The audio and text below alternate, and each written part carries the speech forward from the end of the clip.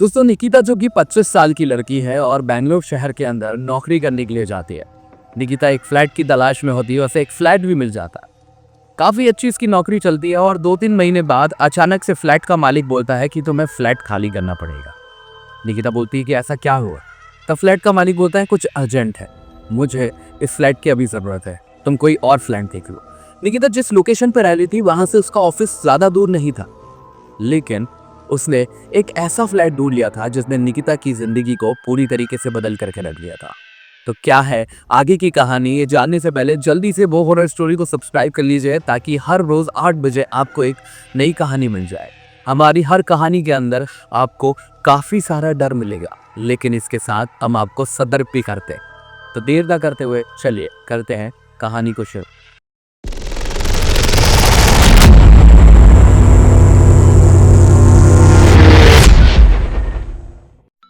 दोस्तों निकिता इस नए फ्लैट की तलाश में थी और इसी बीच निकिता को एक फ्लैट भी मिल जाता है, क्योंकि उसे बहुत जल्दी थी फ्लैट खाली करने की। उसके फ्लैट के ऑनर ने उसे बहुत कम टाइम दिया था और निकिता को जैसे ही फ्लैट मिला उसने अपना सामान वहां शिफ्ट किया और नौकरी पे चली गई।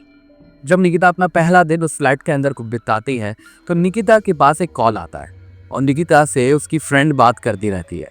तब निकिता से उसकी फ्रेंड बोलती है जो कि उस कॉल पे है कि किसी बच्चे की रोने की आवाज आ रही है। निकिता बोलती है कि नहीं, मुझे तो नहीं आ रही। फिर वो बोलती है कि नहीं यार, किसी की आवाज तो आ रही है। निकिता फोन हटाती है और आसपास देखती है, बाहर जाकर भी देखती है, खिड़की के पास भी कान लगा करके देखती है, पर निकिता को किसी बच्चे के रोने की आवाज नहीं आती। तब निकिता की फ्रेंड बोलती है कि यार किसी की आवाज तो बहुत ज्यादा तेज आ रही है रोने की, कोई बच्चा तो है जो रो रहा है। निकिता को कुछ समझ में नहीं आता। निकिता बोलती है चल ठीक है, मैं बाद में बात करती हूँ। और निकिता फिर अपने काम में यहाँ वहाँ सामान जमाने में लग जाती है। अब निकिता की पहली रात होती है और कि वो रात कट जाती है। दूसरे दिन निकिता फटाफट सामान अपना पैक करती है और ऑफिस की तरफ चली जाती है।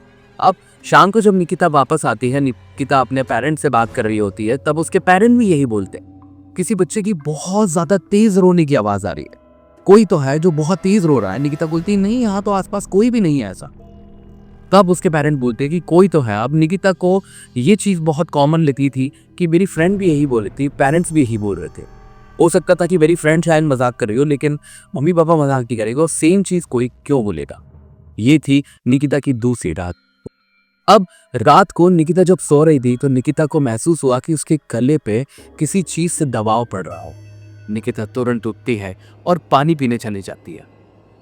और जब वो पानी पी रही होती है, निकिता की नजर सामने लगे हुए आईने में पड़ती है और निकिता बहुत डर जाती है, क्योंकि इस बार उसकी गले पे किसी छोटे बच्चे के हाथों के निशान थे। निकिता तभी वापस अपने कमरे में आकर के बेड के ऊपर बैठती है और वो देखती है कि कोई बच्चा उसके दरवाजे के पीछे छुपा हुआ है। निकिता जब उठ करके देखती है और पास जाती है तो वो बच्चा वहां से भाग करके हॉल में चला जाता है। निकिता जैसे ही हॉल के अंदर जाती है उसे कोई नजर नहीं आता। तभी निकिता को महसूस होता है कि किचन की तरफ कुछ गया है।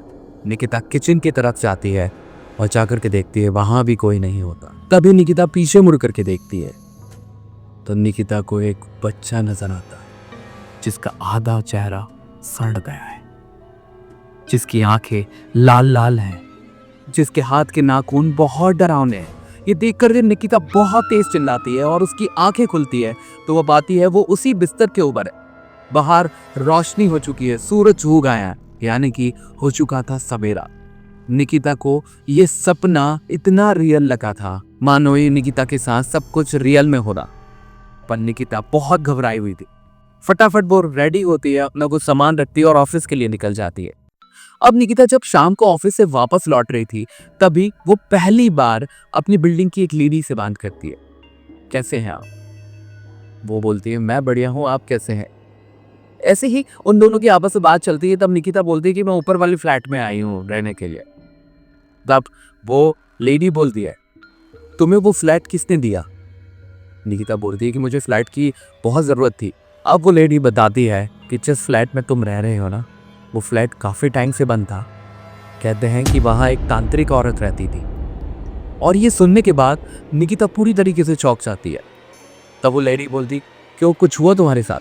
तब निकिता उसे उस बच्चे की कहानी बताती है तब वो लेडी बोलती है, हाँ मैं तुम्हें एक कहानी और बताती हूँ। उस फ्लैट के अंदर जो तांत्रिक लेडी रहती थी, उसे यहाँ से निकालने के लिए यहाँ के अध्यक्ष ने काफ़ी ज़्यादा सुनाई थी। और उसके बाद यहाँ ऐसा कहते हैं कि उस लेडीज ने किसी काले कच्चे को जिंदा कर दिया था। काला कच्चा दोस्तों वो होता है जैसे कोई छोटा बच्चा होता है जिसको जलाया नहीं जाता, उसे काट दिया जाता है। उस काले कच्चे को वो वहाँ से निकाल करके लेकर के आ रही थी और उसने उसे जिंदा कर दिया था।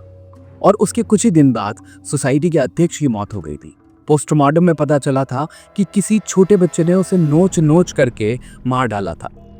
उसके बाद पूरी सोसाइटी ने, पुलिस ने मिल करके उस लेडी को यहाँ से बाहर निकाल लिया था।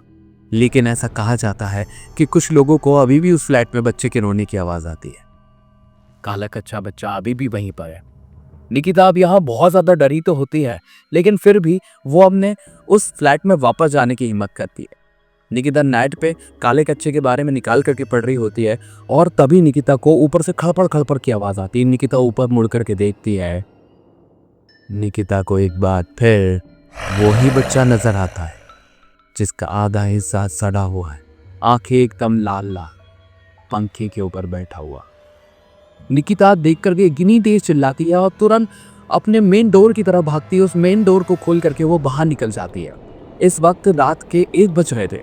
निकिता पीछे मुड़ करके देखती है तो वो बच्चा अभी निकिता के हॉल में खड़ा हुआ है और उसी की तरफ धीरे धीरे कदम बढ़ा रहा है। निकिता बगल वाले फ्लैट की डोरबेल बजाती है लेकिन कोई दरवाजा नहीं खोलता। तभी वो बिल्डिंग से नीचे उतरती है। गार्ड उसे इस हालत में देख करके सोचता है कोई बदमाश होगा। गार्ड तुरंत सीढ़ियों की तरफ भागता है और कुछ ही देर में वहां गार्ड की बहुत तेज चिल्लाने की आवाज आती है। निकिता डरते डरते वापस वहां जाती है। तभी कुछ फ्लैट वाले भी वहां नीचे उतर के देखते हैं तो वो गार्ड घायल पड़ा हुआ है। उस गार्ड को तुरंत डॉक्टर के पास ले जाया जाता है और निकिता की जो हालत थी उसे देख करके सब लोग निकिता से पूछते हैं क्या हुआ। निकिता तब उसे वो कहानी बताती है। फिर उसके बाद ये कहानी पूरी रात भर चलती रहती है। दूसरे दिन जैसे तैसे निकिता अपनी हिम्मत करके कुछ लोगों को बुला करके अपना सामान वहां से निकालती है और उस घर को खाली कर देती है। कहते हैं कि अभी भी उस काली कच्ची की आत्मा उसी फ्लैट के अंदर है, शायद किसी मुक्ति की तलाश में। लेकिन निकिता ने दूसरा फ्लैट ले लिया, लेकिन उसके दिमाग से अभी तक वो बच्चा गया नहीं है। उसे अभी भी महसूस होता है कि कोई उसका पीछा कर रहा है। तो दोस्तों कैसी लगी ये कहानी कमेंट में ज़रूर बताइएगा। वीडियो को लाइक कर दीजिएगा ताकि कल रात 8 बजे भी हम आपके लिए एक नई स्टोरी के साथ मौजूद हो। अगर अभी तक चैनल को सब्सक्राइब नहीं किया तो अपना प्यार ज़रूर दें, बेल आइकन को ज़रूर दबा दीजिए। तब तक के लिए जय श्री राम।